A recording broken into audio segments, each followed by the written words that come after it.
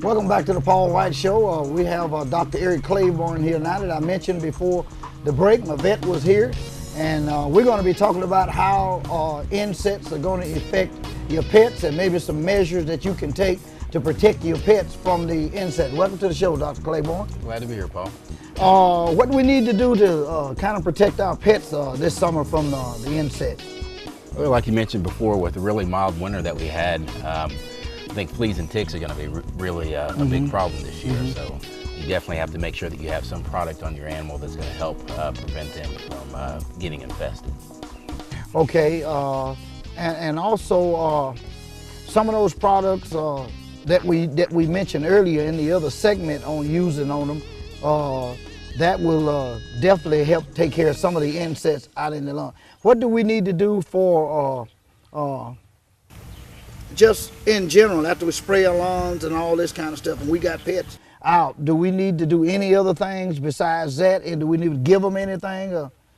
I mean, all the products that you have here, I mean, are going to do some of the things that you need in terms of flea control or tick control. There's products that are going to last for up to 4 to 6 weeks. Right. Some of them are topical, some of them are that you give orally with their food. So you just have to pick one that works best for the environment that your pet is in. Okay. Some indications of maybe that your dog are getting a lot of mosquito bites or a lot of insects messing with them. Do we need to look for any erratic behavior in them or anything when they go out, especially if they're house dogs and you're a little closer to them than you would be the ones that you have in a pen or something like that, even though you feed them every day, but you notice them even more because they're right there with you all the time. Right, you definitely have to watch your pet for any signs of just itching or scratching, any kinds of hair loss, any redness of the skin. A lot of times when they do get fleas, they're going to localize right around the base of the tail. So if your dog is doing a lot of chewing or scratching back there, then a lot of times they either have some allergies or sometimes it can be fleas. So mainly just look at their skin. If like I said, if you notice any kind of hair loss, any redness, just any excessive scratching with them, a lot of times that can indicate that they have a flea or insect. Insect's been messing with them. Yeah, okay. All right, I know a lot of times problems I get when people come into the store, they be asking for ointment and stuff. The flies have already eaten up their ears. They're raw and starting to bleed. So an ointment on that would probably some type of topical ointment that would dry that up. Or right. A lot of times those topical ointments, you have to go ahead and put those on.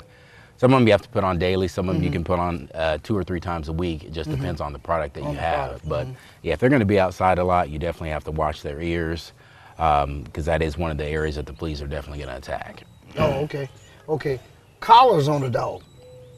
How often should you inspect that collar, especially during flea time and, when they're outdoors? Do they hide up under them collars too? Some of the guys got the wider 1.5, 2-inch wide collars on them. Is that a good hiding spot?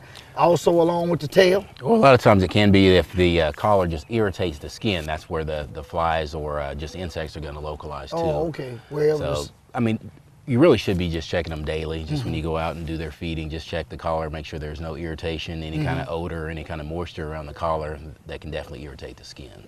Oh, okay. Now, we talked about parathium that's in a lot of the products that we talked about earlier to rid fleas. There is one on the market that I kind of like to mention. It's called Pet Pride No Flea. This is a product here that you can use in the water, and it's garlic and vinegar solution. I guess they secrete this out through their skin, which the fleas and flies don't like, so they kind of leave them alone. Right, and that's one of the more natural products that you can use if you're... to get away from the chemicals. Right. It's going to be a lot safer for your pet versus using something topical that has a lot of the pyrethrins or permethrins. Oh, okay. Okay, so that's a good product. It is a daily application though. Well, I said daily because it depends on how large your water bucket is. You have to calculate your water bucket if it's 3 gallons and put the right amount in there, and it'll take them a while to use it up, but then you have to replenish it every time. And I think this has to be given the whole summer. You can't just give it 2 weeks and quit. Right, you don't want to slack off and end up getting a flea problem. Right. And then another product that's sitting right in front of you is a flea and tick spray. Now, I guess I understand that fleas and ticks don't like cedar. So that is a cedar oil product, which would be classified as a natural product, I guess, without chemicals that would rid fleas. Right. And that's another product And they that's can fine use. to use on them? Yeah. I mean, it just depends on your flea infestation in your area.